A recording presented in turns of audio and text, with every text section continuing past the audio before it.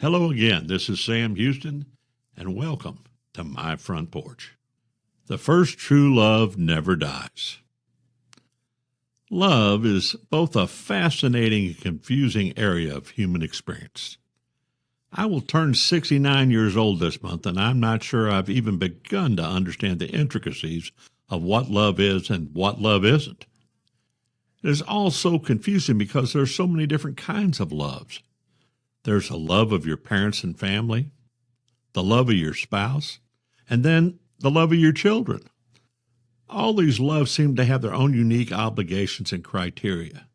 They carry deep emotions and a sense of connection, but they certainly feel different from each other. Then there's the love of music, the love of animals, and the love of a certain food like peach pie or prime rib. All of these loves have serious emotional and physical stimuli which create a wealth of emotions, but none of the feelings are the same. My love of gooseberry cobbler is not the same feeling as the love I have for riding a fine horse across a pasture of green grass. Both are loves, but they're emotional, and in a completely different way.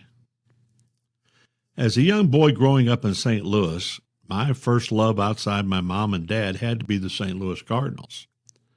The Cardinals have a deep and rich tradition and were the center point of my life in the 60s and 70s. Back then, when going to a restaurant or a bar, the broadcast of the ball game would almost certainly be playing in the background. Walking down the street, you could hear the game escaping from car radios as vehicles drove down the thoroughfare. The neighbor grilling St. Louis-style ribs in his backyard would create a savory aroma, but the smell somehow seemed intertwined with the sound of the Cardinal game on KMX radio. They were simply synonymous. In the St. Louis of my youth, baseball was a big part of life. I've always loved baseball and truly loved to swing a bat. I still like to go to a batting cage and take swings, though it's been a while since I've indulged my passion. The feeling of smacking a baseball on the sweet spot of a bat and the sensation it sends through the body of the batter is something that once experienced can be addicting.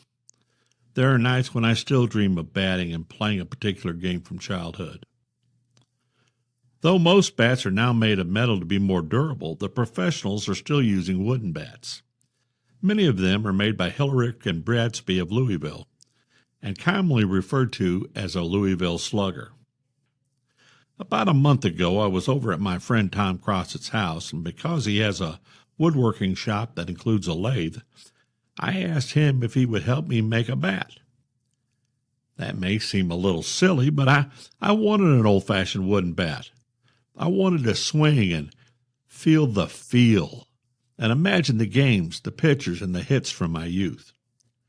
Tommy told me he'd happily help me when I found the time to come and work with him, but made a rather surly comment that he knew how much I worked at the office, and he'd believe I'd make time for something like making a bat when he saw me pull in the driveway. A couple of weeks later, Tommy asked me to meet him for dinner. He had just gotten back from the Kentucky Derby in Louisville, and knowing my love for the Derby in Louisville, he wanted to share his recent experience. I was sitting at a table when Tom walked into the restaurant, and he was carrying a package. A very long, narrow package. It was remarkable because it was hard to imagine what could possibly be in the box. Tom handed me the package and told me he had picked up something for me when he was in Louisville. I had no idea what he was talking about, but anxiously started to open my gift. Much to my surprise and pleasure, it contained a brand new wooden bat, made to my preference, and even included my name being engraved on the barrel just like it's done for the major leaguers. I was speechless and overwhelmed, neither of which happened very often. I thanked my friend Tom profusely, and he said I knew would never take the time to do something for myself like build a bat, so when he went to Louisville, he went by the manufacturing plant and had one made for me. I sat with the bat through dinner. Other diners probably thought it bizarre, a grown man holding a baseball bat through his meal. They might have even thought I was going to start a bar fight or hold the place up. It probably sounds silly and hard to explain, but I simply could not put the bat down. It felt right, sort of like putting on an old pair of comfortable shoes.